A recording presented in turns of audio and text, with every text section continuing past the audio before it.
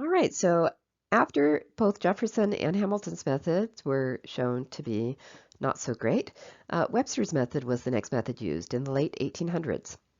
Webster's method was actually kind of similar to Jefferson's method, except instead of cutting off the decimal, Webster's method uses standard rounding rules to deal with the decimal. So normal rounding rules. So let's take a look at this with an example. I've got the instructions for Webster's method here bulleted, but let's do those instructions with the example of 3 states with a House of Representatives of 80 seats. Our first step in every method is that standard divisor. So we're going to take the total population and divide it by the number of seats we want to have in Congress. So our standard divisor is going to be 11,600 divided by 80, and that will give us 145 in this example. If you get a decimal there, you would round it to the first decimal point usually. Now this is our ideal number of people represented by each seat in Congress.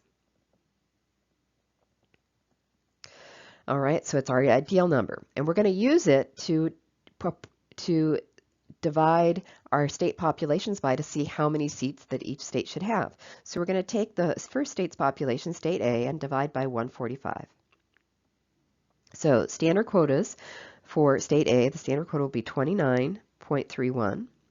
For state B, we'll divide by 145 and get 9.31. For state C, we'll take 6,000 and divide by 141 and get 41.38. As a quick check to make sure we haven't made a calculation mistake in our calculator, if we add those up, we should get 80 seats. I started putting 60, but actually it does add up to 80. In particular, 80 exactly, which is kind of nice. No round off error in that one. But it's okay if it comes out to 79.99 or 80.01. That can be attributed to round off error. If it's any larger difference, then you should go back and check your calculations. Now, if this were Jefferson's method, we'd cut off the decimal. But with Webster's method, we use rounding rules. So rounding rules say if you have we use a border of 0.5, and if we have 0.5, we round, or larger, we round up. If we have something less than 0.5, we round down. So 29.31 rounds down to 29, 9.31 rounds down to 9, and 41.38 rounds down to 41 as well. All of those were less than 0.5. So coincidentally, we round down in each case, but that's not always what would happen, but it is in this first scenario. 29 plus 9 plus 41 gives us 79. Now we wanted 80 seats, and we only got 79, so that's too few. So this is too small. So what we're going to do, just like Jefferson's method, if our total is too small, we're going to start over with a new modified divisor. So we're going to use a modified divisor to start over with. And the rule for dealing with that modified divisor is if we have a value that's too small for our total, so if our total is too low, we're going to use a modified divisor that is lower. If our total is too high, we're going to use a higher modified divisor. So we've currently been using 145 rather. So why don't we try making that go down to 144 and look at our modified quotas if we use 144. So if I divide by 144 each of my population values, and again we're taking the population and dividing by 144, I would get 29.51. And remember, the rule is round to get rid of the decimal, so I'm just going to go ahead and immediately round. 29.51 would go to 30. The next number, 1350 divided by 144 would give me 9.38. And let's go ahead and round. That would round down because 0.38 is less than 0.5. And then 6,000 divided by 144 would give me 41.67. That would round up because it's a 0.67 is above 0.5. That would round up to 42. So when you add those up, 39 and 42 add up to 81. All right, so we did make the total higher, but now it's too high.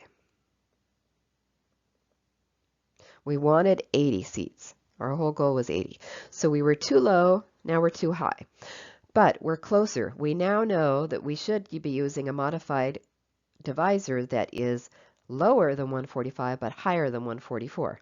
Well, what's a good number that's lower than 145 but higher than 144? Well, I would say 144.5.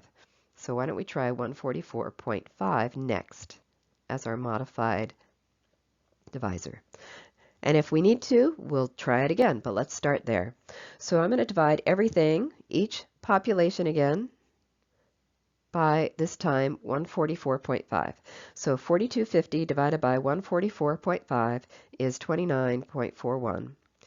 Now that rounds down to 29 because 0.41 is lower than 0.5.